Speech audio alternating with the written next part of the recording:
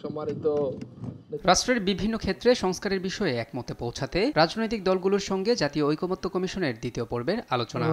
আমি ব্যারিস্টার সানি আব্দুল হক। মঙ্গলবার এতে অংশ নেয় বিএনপি, জামায়াত, এনসিপি সহ ৩০টি রাজনৈতিক দল। বৈঠকে ৭০ অনুচ্ছেদ, নিম্নকক্ষে নারী আসন, সংসদীয় স্থায়ী কমিটির সভাপতি এবং তত্ত্বাবধায়ক সরকারের মেয়াদ নিয়ে আলোচনা হয়।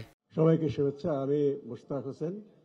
বিএনপি জানায় ৭০ অনুচ্ছেদ অনুযায়ী আস্থা ভোট না থাকলে সরকার পরিচালনায় স্থায়িত্ব থাকবে না, বারবার পরিবর্তন হবে সরকার। এছাড়া তত্ত্বাবধায়ক সরকারের মেয়াদ ৩ মাসের পক্ষে বিএনপি। মোটামুটি ৩টা বিষয়ে প্রায় সব দল একমত, আর কিছু আলোচনা এসেছে যে 2টা বিষয়ে একমত, কিন্তু আস্থা ভোট, সংবিধান সংশোধনী এবং অর্থ বিল, এই 3টার বিষয়ে মেজরিটি একমত বলে আমার মনে হয়েছে। বৈঠকে অর্থ বিলের পাশাপাশি আস্থা ভোট থাকার পক্ষে জাতীয় নাগরিক পার্টি। তাদের দাবি, সংসদ সদস্যদের স্বাধীনতা যেমন দরকার তেমনি দরকার সরকারের স্থিতিশীলতা। হাসিবুদ্দিন হোসেন, মিডিয়া সমন্বয়ক, রাষ্ট্র সংসদীয় সব কমিটিতে বিরোধী দল থেকেই প্রধান করার পক্ষে মত দেন এনসিপি নেতা সাজ্জিদ আলম। স্থায়ী কমিটির যে সভাপতি, সেটা বিরোধী দল থেকে দেওয়ার যে সিদ্ধান্ত, এই বিষয়ে সবার ঐকমত্য আছে, কিন্তু আমরা আমাদের জায়গা থেকে মনে করি যে এগুলোর পাশাপাশি আরও গুরুত্বপূর্ণ কিছু মন্ত্রণালয়ের স্থায়ী কমিটির সভাপতি বিরোধী দল থেকে দেওয়া উচিত। এদিকে নির্দলীয় তত্ত্বাবধায়ক সরকারের অধীনে জাতীয় সংসদ নির্বাচনের পাশাপাশি স্থানীয় সরকার নির্বাচন করার পক্ষে মত দিয়েছেন জামায়াত নেতারা।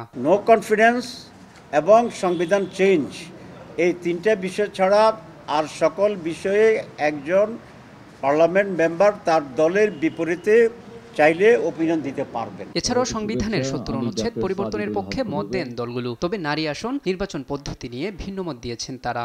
আগামী সংসদটা হবে সংবিধান সংস্কার পরিষদের সংসদ।